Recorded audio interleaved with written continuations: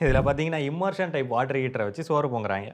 And அதுக்கு கமெண்ட்ல நெறைய பேரு legend mind India is not for beginners bachelors talent அப்படின்லாம் போட்டிருக்காங்க. ஸோ அந்த மாதிரி பேச்சுலரா இருக்கும்போது நாங்களும் நிறைய விஷயங்கள பண்ணியிருக்கோம். இந்த அளவு போனது கிடையாது. ஒரு ஸ்க்ரூ டிரைவரை வச்சு நாங்க அத ஹீட்டரா யூஸ் பண்ணி அத குளிக்கிறதுக்காக பயன்படுத்தியிருக்கோம். பட் இந்த மாதிரியான ஹீட்டரை வச்சு சோறு பொங்குறது இல்ல சமைக்கிறது அப்படின்றது ஒரு நல்ல ஐடியா கிடையாது. இந்த ஹீட்டரை ஒவ்வொரு தடவையும் நீங்க தண்ணியில இருந்து வெளியில எடுக்கும்போது அதுல ஒட்டிட்டு இருக்கக்கூடிய தண்ணீர் வந்து ஆவியாகும். எவாப்பரேட் ஆகும்போது அதுல இருக்கக்கூடிய மினரல்ஸ் அந்த உப்பு எல்லாமே வந்து அந்த ஹீட்டர் மேல தான் படியும். மெட்டல் வந்து கொஞ்சம் கொஞ்சமா துருபிடிக்க ஆரம்பிக்கும். ஸோ அந்த மெட்டலோட பார்ட்டிகல்ஸ் எல்லாமே கொஞ்சம் கொஞ்சமா உடைஞ்சு ரிலீஸ் ஆகும். ஸோ அதுல நீங்க அரிசியை போட்டு சமைச்சு சாப்பிட்டீங்க அப்படின்னா அந்த இரும்பு, துரு, மெட்டல் இது எல்லாமே வந்து சோத்துல மிக்ஸ் ஆகி அதையும் நீங்க சாப்பிடுவீங்க.